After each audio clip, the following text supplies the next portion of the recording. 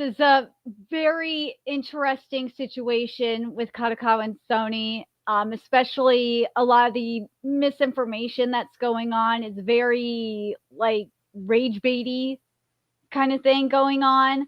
I'm going to say this though. This is something that, because I've been covering stuff like this for a very long time, it's something that we've had to deal with for years, unfortunately. And the thing that sucks about it is Twitter and YouTube's algorithms specifically like to push out the rage baity misinformation content, whether despite Elon Musk saying otherwise. It's just how it is, and it really, really sucks that Elon won't change it. In terms of Twitter, and instead, in my case, he'll suppress my content, which really sucks. Yeah, it keeps happening, unfortunately. I think it's that Yuccarino lady. But Kadokawa has few stable shareholders, and with the founding family no longer on the management team, the company has lost its identity. So there have been talks of an acquisition for some time now. There was talk of a foreign acquisition of Stephen and I Holdings. Seven and I Holdings. Sorry, Stephen. He's a nice guy. Steve, from Minecraft. But Seven and I Holdings, and so they must have been rushing to find a buyer for the domestic company. Recently, Korean financial institutions and funds have been emerging as top shareholders within the company. Well, now I want to point this out because we talked about this right before the stream started. Now, what they're referring to is the son of the founder who was the chairman. Well, for those of you that don't remember, a little thing called the bribe scandal with the Tokyo Olympics. Yeah, the founder's son was kind of part of that, and he had to step down. So look at his face. He's pleading not guilty. This is like the most recent information we got, which was from last month. But the other person who was a chairman, he was that situation was he was ruled guilty for the bribing case, and he did not get any jail time though. He avoided jail time. He had to pay money. Obviously, as it says here in the article, there, like he had to pay. He was charged with paying 69 million yen, which translates to be about 463,000. Sorry, I could say it right. I think he just had to pay a good chunk of money back in fees or something like that. You could scroll down. I totally forgot because it's been a minute since I looked. Well, no, it says right here that he had to pay that back in it's a charge with a fine. Yeah, he was charged with. That's what he was charged with paying. Right. It wasn't what he had to do after that though. Yeah, the punishment. There it goes. The punishment was a suspended sentence. There it is. Yeah, it's a suspended sentence. But yeah, so Kadokawa has been in a very rough situation. From what I found was that, and this is speculation, is that they've been trying to find a buyer since like 2020-ish. Right. This is what I saw on the Japanese Twitter anyway. Why this matters is because this bloated company is in control of all of this. Okay. Several publishers. This includes manga and light novel publishers. There was a publisher that I saw yesterday and even this morning. They were saying that whoever acquires Kadokawa is, if it's Sony especially, it's going to change how the light novel industry, the state of the light novel industry, because that's how much control of the light novel industry that Kadokawa has. Now, in terms of the manga industry, I'm not worried about the manga industry as much because you have Shueisha and Kodansha that are running things over there. So I'm not worried about that. But yeah, you have Anime News Network and Yen Press there, which is really, really big. So that means Sony, if we're talking about Western content, yeah, if Sony gets this, Sony already practically has a monopoly. And this is where people are getting confused, is people are saying that Sony has a monopoly on the anime industry. Nah, Sony has a monopoly on Western distribution, anime distribution. So we're talking Crunchyroll, we're talking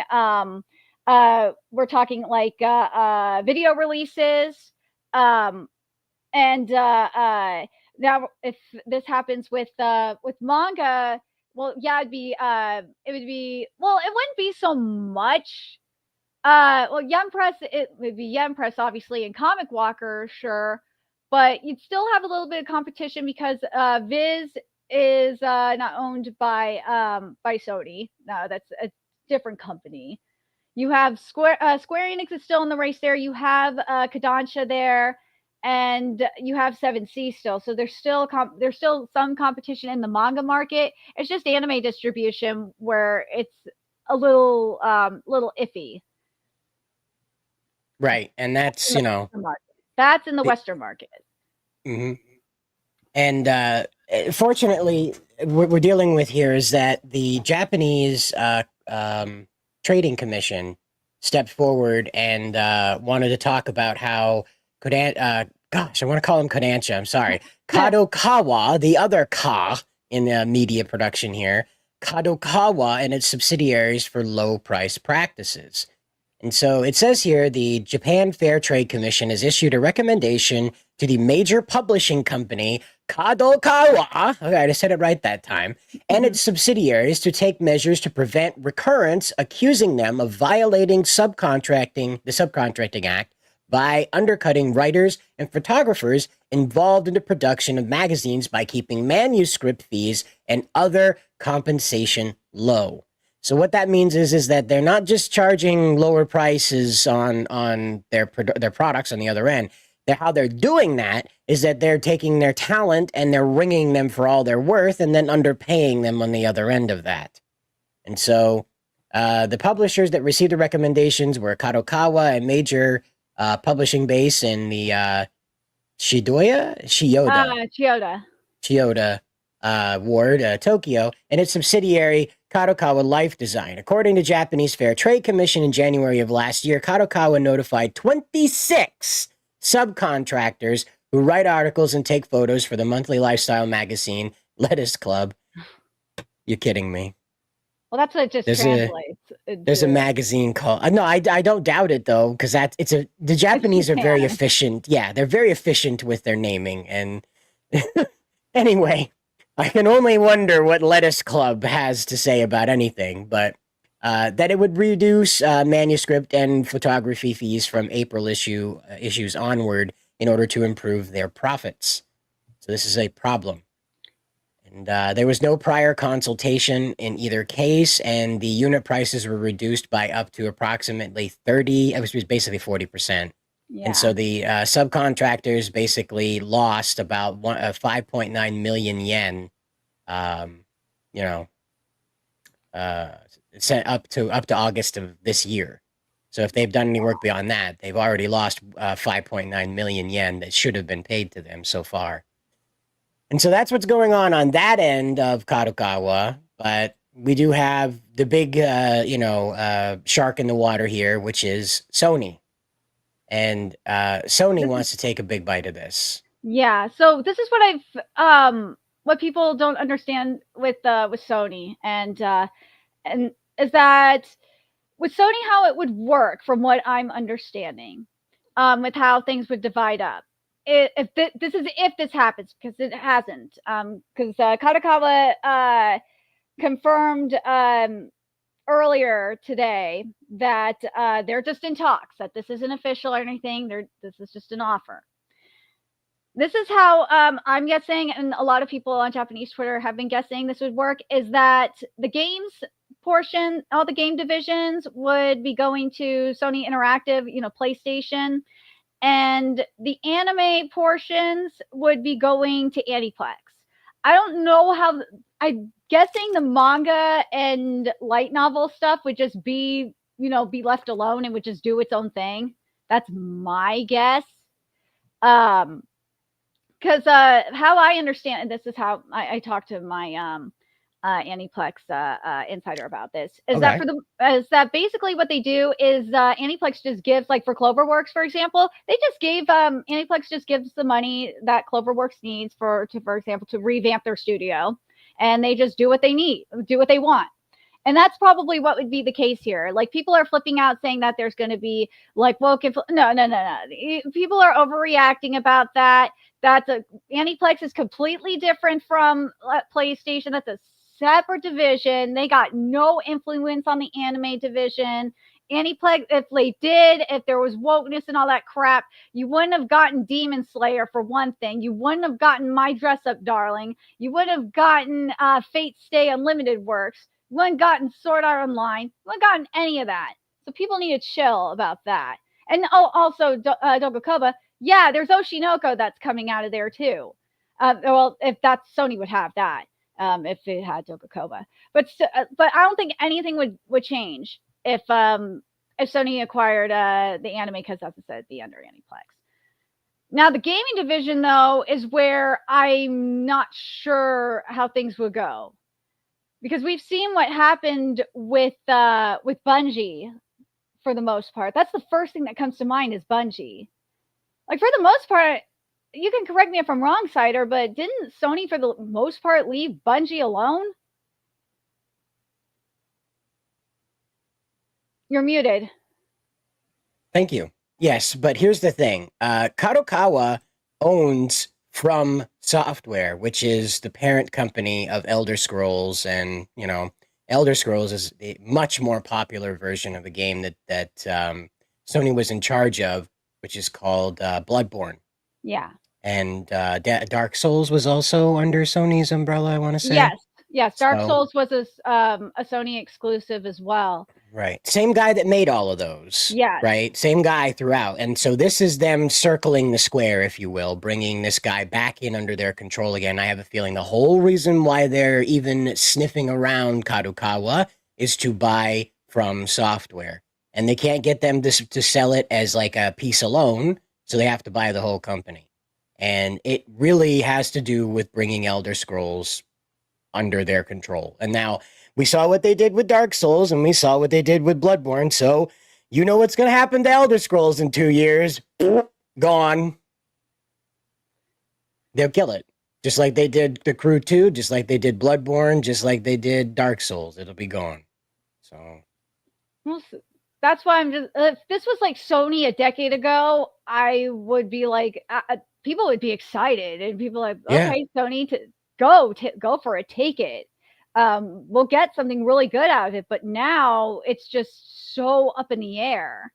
Speaking of being up in the air, as you uncovered, Tencent is also a shareholder in Kadokawa. So there are two sharks, one a little smaller than the Sony one. Well, no, swimming around here. Tencent is a bigger shark than you think it is. Well, just in general, because Tencent has been buying a lot of shit. But yeah, Tencent. Tencent bought shares of Kadokawa, I want to say last year, and it's so weird how people are reacting to this. I've seen people say, and these are supposedly anti-woke, like anti-communist people that want that would rather have Tencent own Kadokawa over Sony. Well, guess what? Tencent is basically an arm of the CCP, which is communist. And right. there is a Taiwan branch of Kadokawa, and you got to wonder, well, right. what would happen to that branch? Would they just get shut down? Would the people there get arrested? Because China is not a fan of Taiwan. They think Taiwan does not exist, basically. So that's right. Where I'm like, when I see this, when I see people wanting Tencent to take over, I'm like, do you not realize like the bigger implications of that, for one thing? And also, it's like Japan kind of wants a Japanese company to own Kadokawa. Well, they're few and far between companies that are owned, entertainment companies in Japan that are owned by Japanese right now. It's kind of important. But what I want to point out here is Kenneth Renz Domingo has this to say, and he says, unless Sony gives FromSoftware and other Kadokawa game studios the same autonomous status like Bungie, they're screwed under Sony Interactive Entertainment. That's what I was thinking, is that Bungie had autonomous status for the most part, and that Bungie just they got money from Sony, and for the most part, they did what they wanted, up until recently. But they kind of didn't, though, as they ended up going right in with everybody else on that LGBTQ rainbow agenda that didn't mean anything. It was just a corporatization of humanity. And they did Master Chief up in Rainbow stuff, and then they switched over and split the company off, and they did their Destiny characters up in Rainbow stuff, and then they. This is the other thing is that Destiny developers went on to birth the Firewalk Studios, which they like a couple of the developers from Bungie were the heads of Firewalk that gave us Concord. So I don't really think Bungie's as clean and autonomous as we were led to believe. I think we were given a skin suit and they filled that full of whoever they thought would carry the right politics rather than announcing straight up that Bungie was now going to be hobbled to serve the right side of history, you know? But as I said, with Aniplex too, because this is Sony Group that's doing this. And I don't remember specifically if Bungie was bought by Sony Interactive or if it was Sony Group. Because if it was Sony Interactive, then that would be the more American branch. That would be like the Western branch. If it was Sony Group, then it would be Japan. Yep. So that's where I'm like, it'd be a little bit different, right? So, I don't remember, but yeah, there's definitely there's a little bit clarification here that's kind of important here because you see what I mean. Even again, like people's worries are justified, but this is clarity on why there isn't like Herman Holtz is not directly calling Kadokawa Studios and saying put a chick in it, make it lame and gay. He's not doing, he can, it's within his power as the CEO of Sony if they were to buy Kadokawa to do this. But however, the way the chain of command works is that Kadokawa would basically be receiving money from Sony to continue being Kadokawa. Yeah. And so it would be out of step with Sony's present process of buying studios to have them change anything. We, in fact, saw them go to the mat on this with Concord, where they just came in and, in fact, just jacked up everything, all the stupid ideas they were doing with Concord. Just threw $400 million at all those dumb ideas. Then told them they were going to be the new Star Wars, okay? The Star Wars for Generation Z is what they were told they were going to be. Same company, okay? So I don't know if they're going to go marching into Kadokawa and say, all right, we need to start chopping the penises off all of your male characters and give all your female characters the mega Chad chin. But that's on the table, you know? Well, in terms of the gaming department, I think in terms of the video game studios, I think that's where you have to worry about it. But in terms of like anime, manga, and light novels, I would not worry about that as much because in terms of video games, and I've done interviews about this for founding on this with my insiders, is that you have Western consultants like way deep up in there, and that's why it's just the state of the video game industry in Japan is just really, really bad right now. Is because of that. But anime, it's not that bad. Well, it's pretty bad. I'm talking about in terms of like DEI and stuff like that. This is why you have like in sub games you have like more LGBT stuff up in there. Let's go with that. Yeah. Compared to like a decade ago. I do want to say this. I just started following a channel called Mr. Japan. And he's like a mid-30s dude that sits on the floor of his apartment and wears sunglasses because he's shy and talks about his lived experience in Japan versus what the media is telling you globally. And what he told me is that woke is on the run in Japan. That the Rainbow Brigade is leaving with Rahm Emanuel, that he was basically the one that was holding it up in Japan, that his office, the ambassador's office, was basically the center of the infection for woke. And they hate him. Yeah, they really do. He was like talking about this guy actually, like the people were like cheering him, like leaving wherever he was on his last day in Japan or whatever. They were like outside cheering him to leave, like to go home, don't come back, like, that kind of stuff. I mean, I've talked to like my anime insider, like I talked to him about it. He's like, dude, I can't stand. No one in the industry likes him. No one does. Right. So but that's the other thing. The fact that you have people in the anime industry saying that says a lot.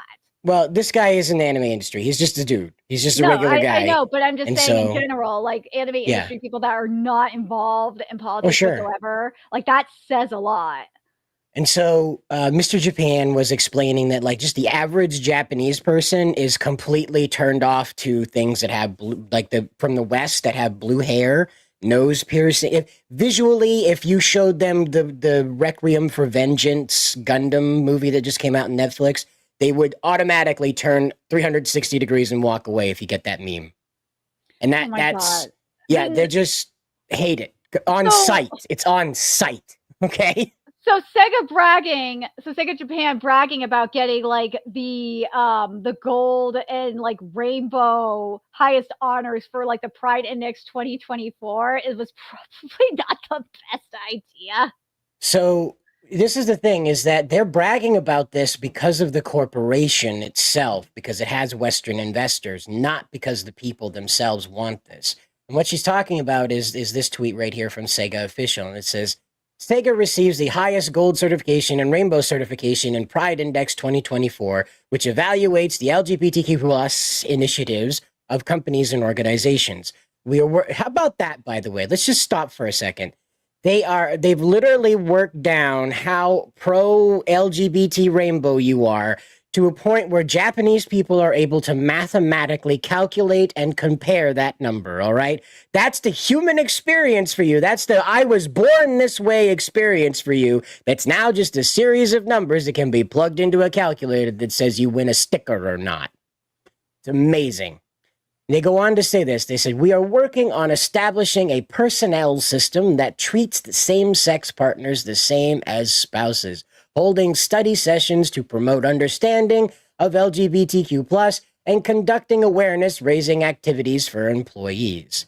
Now, again, this may come as a surprise to people who know Japan to have like the boy love genre and the Yuri genre, and to see this in children's media, like Sailor Moon, who had the lesbian cousins, the inexplicably affectionate cousins, and that kind of attitude toward that in the media is not translated to the streets. Most Japanese people, that 9 to 5 Japanese people, view gayness, wokeness, as foreign. That it comes from the West. That it is not native to Japan, despite what their history suggests. As they walk around on the streets of Japan today, the average Japanese does not view the Rainbow Brigade as native. So But the like, but something yeah. I just think is funny is people are just going around like, and I'm not being a Sony simp. I just think it's just funny as hell. People are going around. I've seen people say, "Well, I wish Sega would just go after Kadokawa instead." I'm like, are you serious? Out of anybody, you want Sega to do it, and you're worried about wokeness? Yeah, right. And again, like Sonic's most recent adventure with Frontiers should be a massive example of this, because they hired a Sweet Baby Inc. Light Corporation to take care of this. And that's where you got Sonic Frontiers, the most depressed, disconnected, disillusioned Sonic ever produced. Okay. And I played some of the mobile games that were completely like Sonic Bowling. All right. It's nothing to do with Sonic. And again, that game, Sonic Frontiers, was the most disjointed. Even the soundtrack is like, if Linkin Park still had a male singer, they would have been doing the soundtrack to the Sonic game. Now just think for a minute. Why would Linkin Park be doing the soundtrack to a Sonic game? It must be very depressive. And it was horribly depressive. But Sonic went and hired this real deal Sweet Baby Inc. Light Corporation consultancy to come in and say, no, no, no. Sonic should not be beloved by his friends. In fact, they should be tired of his shit and be like, when you free me from this digital prison, you son of a bitch, I'm running away from you. I don't want to hang out with you anymore, Sonic. In fact, Tails says to him, I got a lot of life to live yet, Sonic. And then before they depart, he's like, you've been draining the life out of me, you blue bastard. I'm going to go meet a girl on my own at a bar, Sonic. You can't stop me. And people are bitching about Sony. Like, come on. It's like, Sega, I would say like the woke. If you want to talk about the wokeness He's interesting, that guy. Like, Yeah. I'd say Sega is way worse than Sony is, because Sony is only Yes. one division. But like Yep. Sega, and this is like what I'm talking about in terms of like the Japanese video game industry being like really bad. Sega is that. Square Enix Mhm. is pretty bad too in terms of like not as bad as Sega, but Square Enix is getting up there. But like I will say this though, I know it's kind of off topic, but like some of the stuff I've been seeing in Dragon Quest dialogue, it's like the writers were kind of rebelling against the wokeness. It was Mhm. kind of funny. I don't know if you've seen it or not, but it was like the type A, type B on the first screen was just performative, and they're just like screw that, after that screw that, and it just still had like gender in the rest of the dialogue. One can only hope that that was the intent all along, that it was just to pass the initial journalist bar of entry, to impress the game journalists, like, oh, they're so forward thinking, and then the rest of the game has nothing to do with that, you know. That could be it, because that, again, journalist mode doesn't always have to mean that it's super easy and the characters can't hit you and you're invisible to them when you want to be, kind of stuff. It can also mean that the game is just sort of like, here, you idiot, here's what you want to see. Okay, now that you're comfortable, let's get into the actual game. And that could be also part of it. Because again, we heard earlier that they were going to start censoring at home. Remember the anime Yeah. and manga. That could also mean that they're just dumbing it down so much. Oh my god! You know you what? know, Speaking of dumbing down, Ruffle Jackie, the guy who wrote Cyberpunk Edge Runners and now is doing the No Name manga, he did a review for Dragon Age Veilguard. Oh my god, it was so funny, and he broke it down in terms of the writing. It was so good. Let me send it to you because it so you guys could see this. It's just But I was before we just jump over to that, we do dying at it. have Kadokawa's announcement about Sony. Yeah, go over that while I grab it. And so this came out just a little bit ago here. And so what they said is that there are some articles on the acquisition of Kadokawa Corporation, hereinafter the company, by the Sony Group. However, this information is not announced by the Kadokawa Corporation. The Kadokawa Corporation has received an initial letter of intent that Sony would like to purchase the shares, basically controlling shares of the Kadokawa Corporation. However, no decision, no lawyers, no nothing yet has been signed off on. They are simply aware that Sony would like to become a majority shareholder within Kadokawa, and they have made no further inroads into that happening. So